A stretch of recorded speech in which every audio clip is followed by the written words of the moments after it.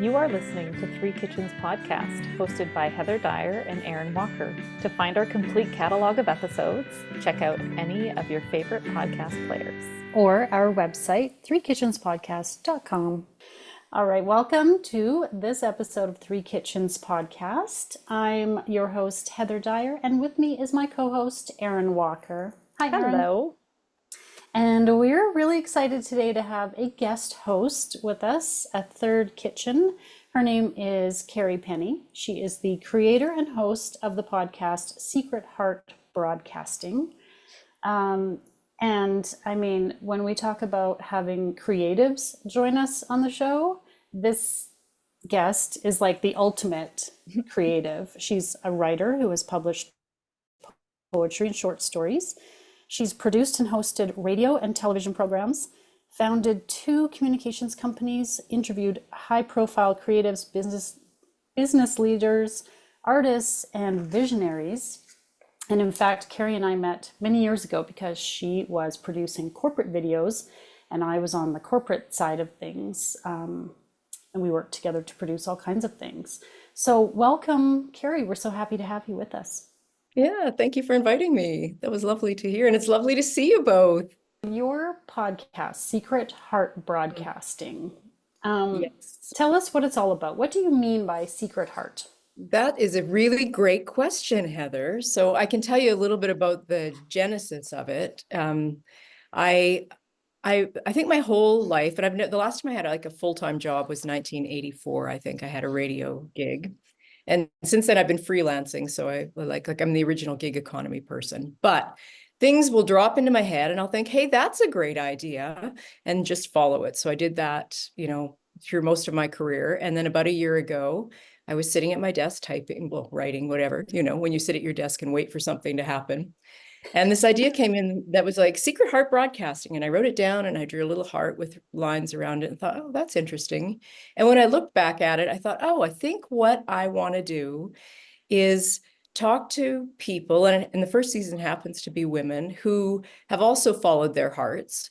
And like you guys did with this podcast, right? An idea drops in, you're like, well, let's try that. And it's a little bit scary and it's certainly purposeful and fulfilling and has an element of magic to it. And I think, and it's been the first year, and how I speak about the podcast is becoming more refined as the idea kind of becomes more refined. But I think what it is the courage to kind of lead from your heart, listen to your heart first, and then let the head inform. And, be almost like in the tarot deck, there's a card called the Fool. It's the first card. And it's like the Fool walks into the world with a big open heart and a bouquet of flowers, and maybe is about to step off the edge of a cliff. But you love the Fool. And I think when we follow our hearts, we're just more, engaged with living. So there's a long answer to a pretty short question, but I think that's as close as I'm going to get.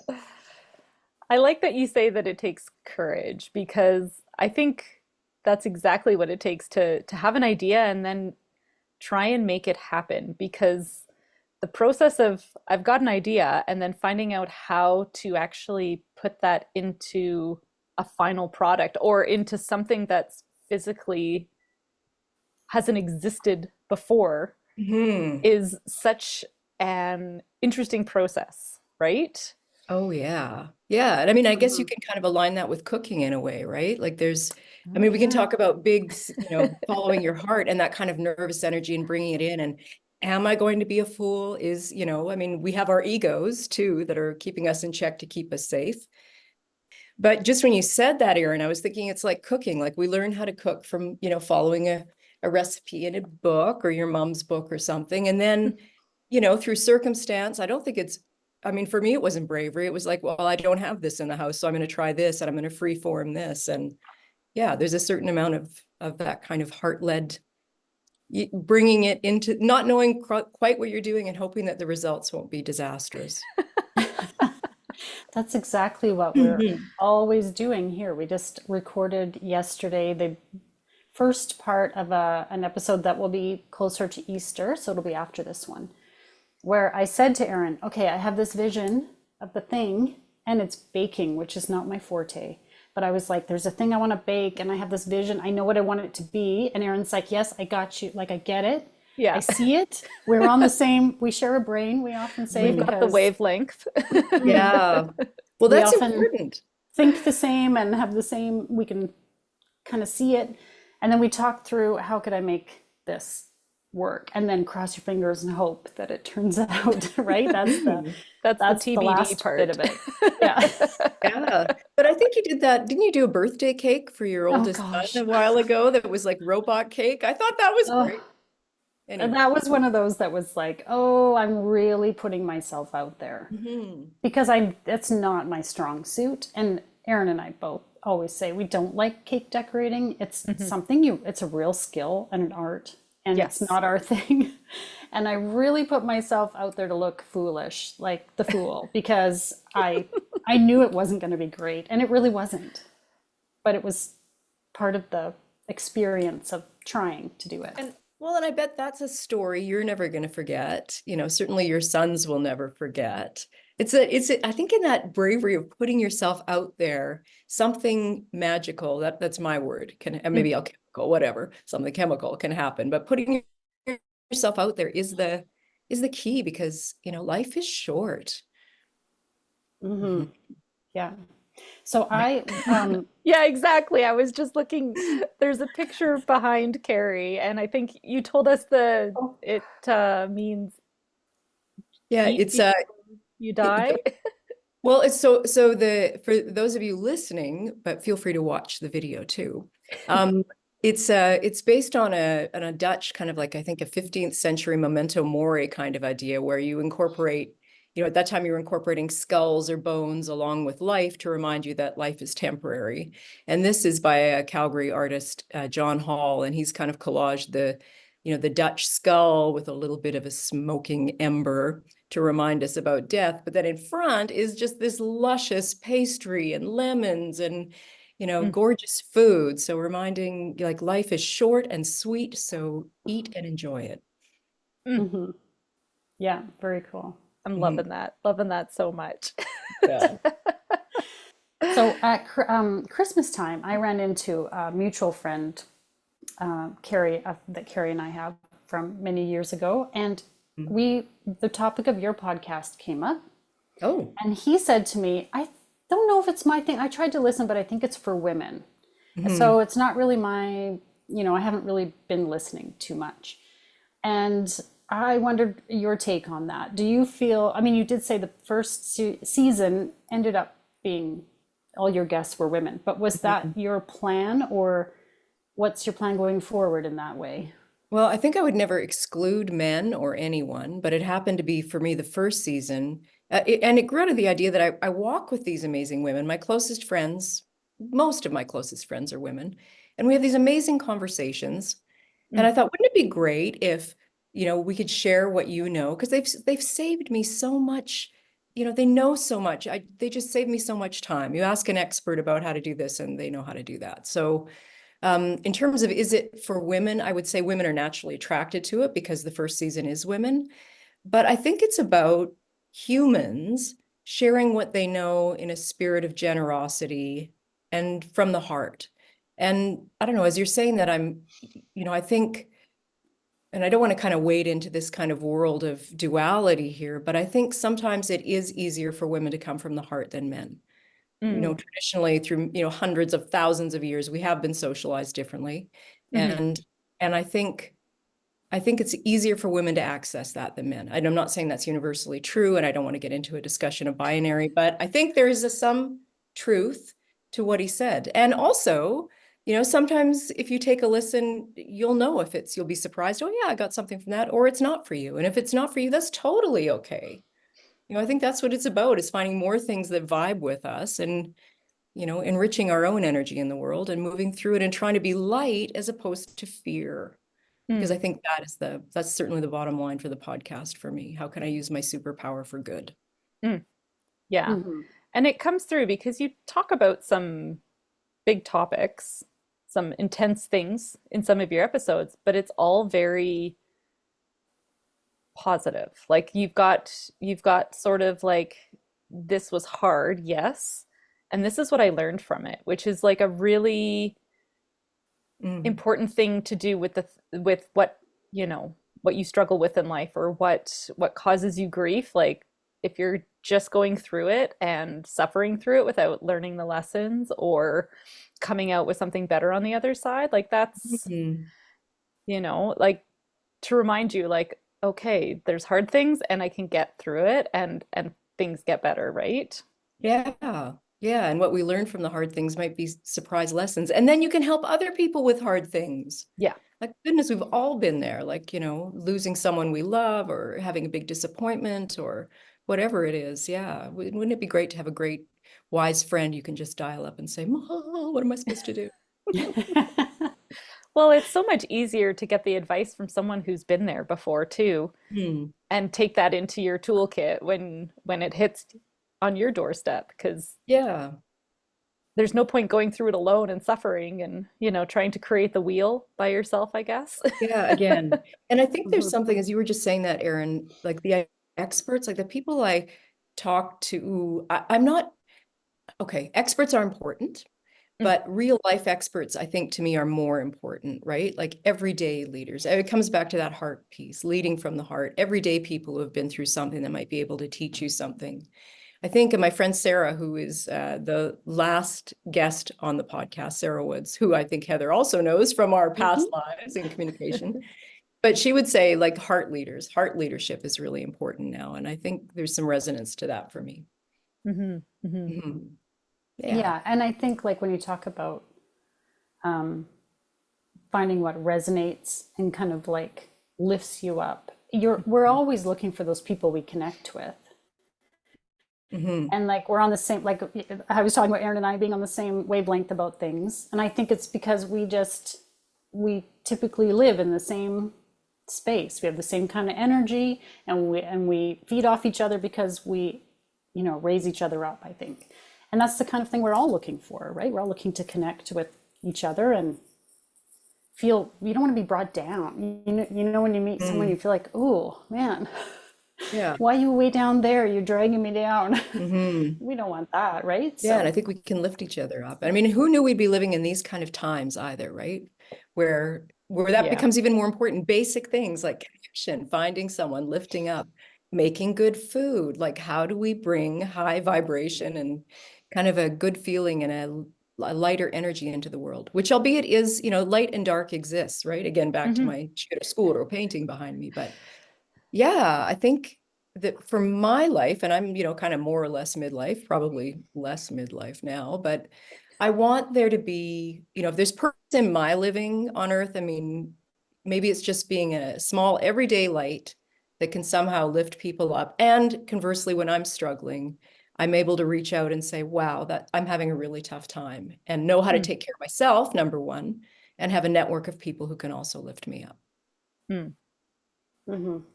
Yeah. And it's nice to hear those deep conversations and to have those, true conversations, as opposed to so many of the subsurface, like superficial things, because we can have a million of those in our lives, and especially more so now with the way that so much is communicated without in-person real contact. And so sometimes having that come back into your life again through your podcast, like hearing these great stories, and it's like you've had that conversation with that person too, and you feel like they're part of your support network, part of your community, part of your people. Wow, thank you for that because back to the courage and coming into it. I mean, everyone I spoke to, and both Heather and I have a background in corporate communication. It's like, no, it can't be too long. People don't want to hear serious things. Make it shorter. Make it, what's the soundbite? Mm. And, as I was in the beginning struggling to fit that, I just thought, no, I don't want a 5-second clip. I mean, certainly, there are great things that can happen in 5 seconds, but I want something deeper and more Hmm. resonant. Mhm. And maybe other people do too. Yeah. I think they do. I bet your stats tell you they do. Yeah. And, reviews and what people say about it, even if you've got two people here, listen Mhm. and it resonates with us, you've done what you've set out to do, Yeah. right? That's that simple purpose. Mm. And that's enough. That's Hmm. yeah, yeah. Yeah, Yeah. No, yeah. thank you. Okay. Okay. Well, Let's get to a little bit of food chat. So, one thing we ask of our guest hosts who join us Mhm. is to send us a recipe, something that is special to you or that you just love and want to share. And so, can you tell us what recipe you sent and why you chose it? Oh, yeah. Okay. Well, it's so in a lot of my writing and a lot of my being on earth, I come from my maternal line is Prairie Ukrainian, women.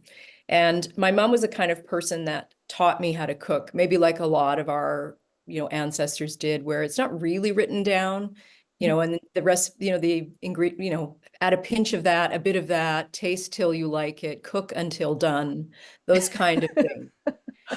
Things that And stress us out. right, like every prairie cookbook has one of those, like, cook Oh, until yes. done. Yes. So, and that's the tradition I came from, on my mom's side. So, I sent you guys an essay I wrote about making tomato macaroni soup, which was the soup my mom made to comfort us. Mm. She was a woman who showed her love through food.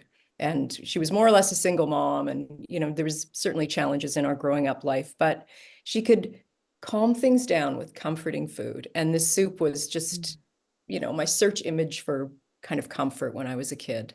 So what I did was I wrote out an essay that sort of has the recipe in it based on a conversation I had with my mom when she was older and had hearing aids and, was not particularly interested in details, right? So, yeah, so I sent an essay about how to make a pretty basic soup. I mean, for you too, I know it's probably very basic, but for me, there was this key piece that I kept on getting wrong, and I had the need to know how to make it, which, happened rather serendipitously because, not long after that, she wasn't able to tell me how to make that soup. So I'm so glad that I had the foresight to ask her to stick with it, even though we were, she's like, I don't know how. And I'm like, please tell me how. And yeah, and I wrote an essay. It's a recipe that more or less works. And now my daughter knows how to make that soup, although she's not really interested in that yet, but she will be. And now there's more or less a recipe. Mhm. So it's tomato macaroni soup. Heather kind of made one part of it. We both kind of finished it up at the end and had it made for both. We both made it in our own spaces with things. And yeah, I kind of want to hear. I'd like to hear the process and the walkthrough because yeah, Oh my gosh. Now I'm like, Oh, okay. you don't? Okay. All right. Well, I hope it worked out and was comforting. Um, very so much so. Yes. yay. Okay. So the base for this is tomatoes. And the one thing I grow here in our like barely zone 3 Canadian neighborhood. And by the Mm. way, Heather lives a few houses down from me in the same neighborhood and has this magnificent Garden of Eden where Oh, I'm I don't still know about hard that. scrabbling, digging earth, trying to get the tomatoes to grow. But I have some success with tomatoes against the house, all the prairie foods. Yeah. So at the end of, we typically get an early frost here. So some tomatoes come off the vine beautiful and ripe and wanting to be eaten, and others are kind of hard and mean and green and sit over there and, ripen at their own whatever. So there's usually when fall is upon us and I know it's getting cold and there's the last of those tomatoes, I'll just swipe them all, roughly chop, put them in a pot, add I think, basil, oregano, salt and pepper, um, fry it up together. Celery, like a kind of mille-pois, I guess, like a celery and carrot thing. I don't think there's garlic in this soup, which is interesting because I come from garlic. So, yeah. Yeah, fry it all up so you have the base of the tomato base, which is not rocket science, but it sure is tasty when you can use fresh tomatoes. So farmer's market or your Mhm. own.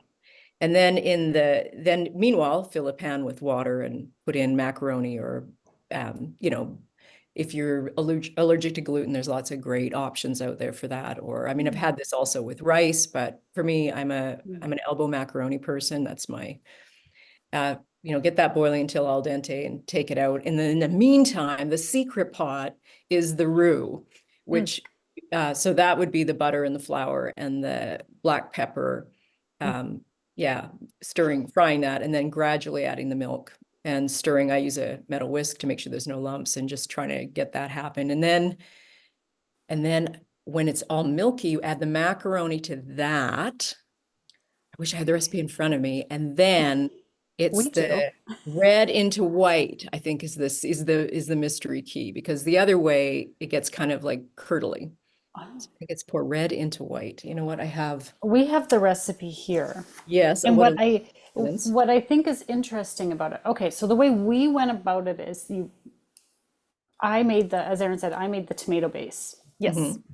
Mhm. And what I like about this is that you could do this any day when you got some time, you got some tomatoes, Mhm. make your base. And you do mention garlic, which I did put Ah, into it. okay. Well, Um, yes, I like garlic. I think this is very adaptable to what you've got on hand, Mhm. what you want to throw in there, onions, garlic, celery. I do think the celery is key. Mhm. I kind of like that. Okay. Um, I didn't know what was in this and tomato base until now, so well, you didn't look at the recipe. no, because that's part of the That's okay. surprise. I did part two. Figured out what's going on in these flavors. hmm Celery is cool. So then it also suggests a little bit of wine if you happen to have a bottle open, which I love. It's like if you have some, throw it in. If you don't, that's Mhm. fine. Yeah. I used some cooking sherry that I had, Oh. which worked great. Mhm. And then bay leaves. And you're going Bay to leaves. let this simmer and do its thing and taste, season, simmer, just kind of let it do what it does for about an hour you have written Yeah. down. So your house smells delicious. It's Mhm. like the kids said, something smells good. Like, what are you making? It's just, it smells good. So in your essay, you say, I run the contents through mom's old food mill with the red wooden handle. What is a food mill? I'm not familiar. This is a food mill. So I don't know, for people listening, it's like a sieve with a handle and a blade. And it Oh, probably is from the 60s, given the it's got, red wooden knob, red wooden blade, and you turn it. This is the sound of it turning. It mhm. chops up on the bottom and then scrapes the sieve part on the bottom. And it makes a beautiful, it'll take, I mean, some people like a chunky soup. I like what this does. So you run it through and then you've got some, in here's the top of it, some delicious compost. Great. And through Oh, the so bottom, it's, it just blends it together. So it's yeah. like a really active sieve with a blade. And it has little hooks that sit over the bowl. And this is when I cleaned out my mom's kitchen, and at some point we will all have to do that, it was maybe the most valuable thing for me. Did you So have to fight for it? no, I A didn't. sibling? Okay. I didn't. I didn't at all. It also helped that I was the one cleaning out the kitchens. Oh, I was gonna But say I you get knew that, executive rule there, yeah, so yeah. executive rule. But I knew that the soup was like, kind of a vision quest for me. So it was just another key piece to have. So yes, the food mill. And I think that there are is more modern versions, or you could take like a pointy strainer and, yeah, use yeah, a, yeah. yeah, there are many ways to do it, But but that this thing looks incredibly efficient and Mhm. a that design. thing will never die. It's so awesome because it's Yeah. like Yeah. not Yeah, that's, electric. You don't have to plug it. You know what I mean? Like there's No, no, it's made well. You could never yeah. put it in the dishwasher, and oh, never ever. whatever. Yeah. That's Yeah, fine. but I kind of treat that when I pull it out, even there's a real ritual to this soup for me. And Mm. even the bay leaves, right? Which are also, I think I talk about laurel leaves, right? So in the days of Greek Mm. gods, it would be bay leaves on their little crowns, but they're also, incredibly tasty. And I try and grow bay every year here. Of course, it never winters, but yeah. Oh. So I used my immersion blender and just Mm. did kind of a rough blend. It was Mhm. not smooth. It was, as you say, kind of chunky, which I suited me. I thought Mhm. that would be good. Um, and then, so then you say you could put this in jars and put it in your freezer. And then when you're ready to make your soup, you've got it.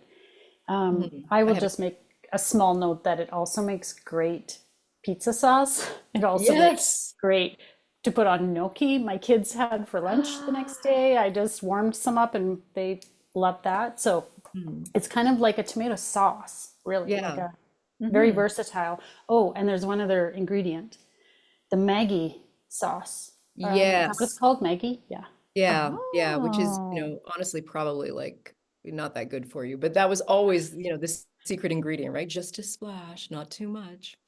So Is yeah. it not good? Is it high sodium or something? But it's probably something like that. But you're not putting in a bottle, you're putting in a dash. It's a secret, it's a secret sauce. Hmm. Yeah, and I actually have a jar of that in my freezer right now. My daughter came home. She's in university now. When she comes home, we try and, I like to have a jar ready to go because Aw. it's a good resetting of her nervous system when we sit down and have a bowl of that. Mm. Mhm. Love that. Yeah. So then each individually, we finished it up with the roux and the pasta and made the Hmm. soup. Hmm. And I've made this twice now, actually. Oh, I wow. made it with because me and my lactose issues, I made it with a lactose-free milk and I Yes. made it with almond milk. Mm. I Oh, didn't love it with almond milk. I don't know that it was a different Mm. texture or something to it. I would recommend a dairy product if you can, in Okay. for my preference. But anyway, and right. Aaron, I assume you went full. I went full on milk and cream and all Yeah. the, I'm a dairy liker, so Mhm. I did struggle with it did curdle a bit when I made it. Mhm. And now because my brain is so good at holding on to information, I have no idea which direction I put white into red or red into white. I can't remember how I did it. But that Yeah. didn't really affect us negatively. Like it was like, okay, whatever. Just it was so delicious. It was so creamy. My husband came in the house. He got off of work early that day, and I was like, "Oh, you picked the day to come home early." Because he was like, "What smells so good?" And I was like, "Homemade cream of tomato soup." And he was like, "Oh yeah, we gobbled it all up." It was Oh, I Mhm. love that. Oh, Yeah. it was so good. And it is the season for sickness. Everyone's been sick. It was one of those days he wasn't feeling good, came home, Mm. hot, warm soup. He was like, oh man, this hits the spot. Yeah. Yeah, Mhm. it's really restorative. I'm so happy to hear that. My heart Mm, is singing. Yeah, because I think, and even in the making of it, right? Like it mm, takes, especially the tomato part, it just takes time and it's, mm, I think like a lot of cooking, but particularly the soup for me, it has a meditative kind of thing. It's humming me back into, down my maternal line. I can, mm, when you grow things and cook them, it's fantastic. And it just, there's a couple of literary novels, like I think Water for Chocolate or something, where the woman stirs in the mm. love for her family in the pot, and I actually do that. I mean, on good days, there's love going into that pot. Yeah. I like how in your essay you said you stir, I can't remember which direction, let's say you stir clockwise, and think of all the things you're grateful for, which I Mhm. think is a really lovely reminder to us all to take a moment that Mm, some days you just got to get something cooked and get it on the table because you just need to eat and get going. But if Mhm. you have time and you can make it a bit more of a enjoyable, relaxing sort of activity for yourself, boot everybody else out of the kitchen and stir your tomato sauce and really, feel that love you're putting into it. I think that's mm, wonderful. mhm. Yeah. Yeah. I'm really loving the connection that this made between you and your mom and how Mhm. you've, spoken about the process of getting this, but then how this is becoming something special for you and your daughter too. Like I've always got that can in the fridge ready to go because you know that it's going to provide that comfort, right? And that Mhm. ritual and that tradition of, now her having that. I think that's a beautiful, generational. Yeah, I Yeah. love that a lot. Oh, Mhm. thank you. Yeah, I do too. And now it can comfort your family. Yes. Yeah, exactly. We can teach our Hmm. boys the same We I have all boys. Yeah. yeah, Oh, yeah. I don't think I've ever had a tomato soup in my house that hasn't been from a can. And I mean, that does the job, I guess, Mm. but it's not something I really mhm. like. I stopped buying it or consuming it because I just didn't like it. And it was like, oh, I've lost this in my life. I don't have a yummy tomato soup. I've got that spot against my house too where I can grow tomatoes because it meets the heat and the light being right up against a building. And so I'm very motivated to grow some tomatoes this year. And we're in garden planting season as things are Mhm. getting nicer, and I can't wait to do that on top of it. I wanted to say, like, that was a recipe that my mom never wrote down for me, right? So I was really questioning that and the red into white and trying to get it right. But after, in sorting through her kitchen and then sorting through my own kitchen, she left me these, like, I don't know, like little handwritten recipe cards. So she's left me these breadcrumbs to try, some of which I remember, like, this is for a massive amount of bran muffins, which, okay. We all But need bran muffins. yeah, but I really love seeing these, and they drop down in the most unexpected time, right? I don't look through my kitchen thinking, oh, I really miss my mom. I wish, I'll be doing something else, making something because food has to be on the table, and there a card will drop down or a note. And I just, I think through all that is just the reminder of the connection of food through my maternal line, and I know not everybody has the privilege of having that, but it's been so important and nourishing for me, and it's spiritually and physically nourishing, and it's not about like riches or getting stuff. My mother was a very simple, Mm. good-hearted person, and that just reminds me that that is what's really of value in life, right? Leading with a good heart, making loving connections, being kind to ourselves and the people we love. We did an episode way back where Erin sat her grandma, her Oma, down and asked her for the recipe for a strudel. She wanted Mhm. to make this strudel that Oma made so well. And she was like, oh, just do it till it feels right and eyeball this and pinch of that and whatever. And it was a lot of fun to hear all about this experience of getting her grandma to tell her how to make this. And this was not a strudel is not like a simple Yeah, recipe. it's tomato So soup. It's big. yeah, it's like a little bit more involved. And I think Mhm. sometimes those, when you're like, oh, I really wish I knew how she made that and I really want to talk to her and get it. And it's complicated. And then I think that's where there's that resistance. It's like, Mm. oh, well, don't worry about it. You don't need to make that. It's kind of like, but Oma, I really want to make it. It's like you have to do a little bit of convincing to get that person to share Mhm. Mhm. and maybe even sit down and bake it with you so that you see the process. Maybe that's the Mhm. best way to Mm. do it. Yeah. Well, that's a lovely kind of challenge for your listeners, or a loving challenge is, Mm. find someone you love and get them to show you the food they love. Mm. Hmm. Or take it on yourself to the things that you like to make for your Mhm. family or your friends Yeah. and maybe write them down and gift that recipe card, Mm. you Mhm. know, Yeah, maybe that's lovely. before they're like, oh gosh, I wish she could tell me how she made that. Right? Like It's have the good to know. foresight, maybe. I don't know. I never asked my mom to write stuff down. I don't know. Maybe she didn't have any recipes like that. I don't remember, honestly. But Yeah. Well, who knows what the wisdom people are carrying, right? And maybe they're too shy. Maybe they want to share. I mean, I guess, Mhm. this kind of takes me back to the opening conversation we had about, is this a woman's thing? I don't know. I think this is a human thing, right? We want Mm. we want to know the food we came from, or some of us do. We're Mhm. curious about when we have friends who are good cooks. We want to learn. And, we learn by asking people, and it doesn't matter if it's your grandmother or your grandfather or your uncle or your friend or even, I don't know, a kid. Some kids Mhm. are really great cooks. mm, hmm. And it's such an easy way to start a deeper conversation or a richer conversation, right? Like to ask about something with food and then pry a little bit. Mhm.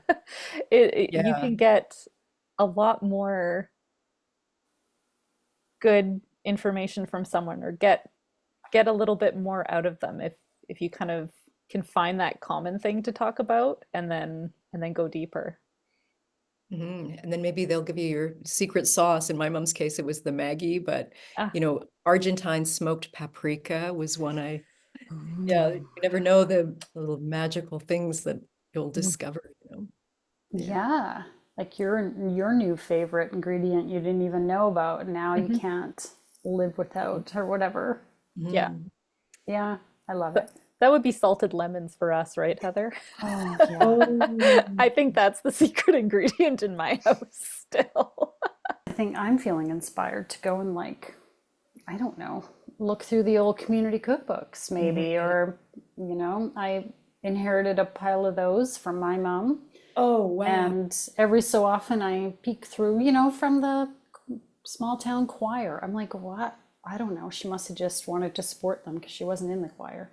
But there's a couple of books where she had submitted recipes. So maybe I'll go back and look through the old church cookbooks and see what's in there. And, Yeah. you know, Oh, I hope you share those. What a gold mine. Hmm. yeah, well, we'll see. You never know. Mm. Well, I But did love your Jello salad Mm. episode. That was fun. are you a fan of Jello salads? I am actually, and I have my Yay! mother's the jelly molds. I have. That was another thing. Please Brilliant. don't tell my siblings. They'll be like, "Where are our jelly molds?" But Oh, yeah. oh, well, you're in good company here because we love our jellied salads. Yes. We've heard from so many people who are like, "Ooh, really?" So many people seem to Yes, we get do. really upset about them, but man, oh man, they're Oh, always. a delicious surprise. Yes, and beautiful, beautiful Mhm. too. With Easter coming up, it's like the perfect time to put that on your table. Just There you putting that go. out there. Mm. Well, thank you so much for joining us Oh, today and sharing all these fabulous stories on your podcast and then coming and sharing this really wonderful recipe with us and our listeners. oh, Um, thank you for asking. you bet. Can you tell our listeners where they can go and find you?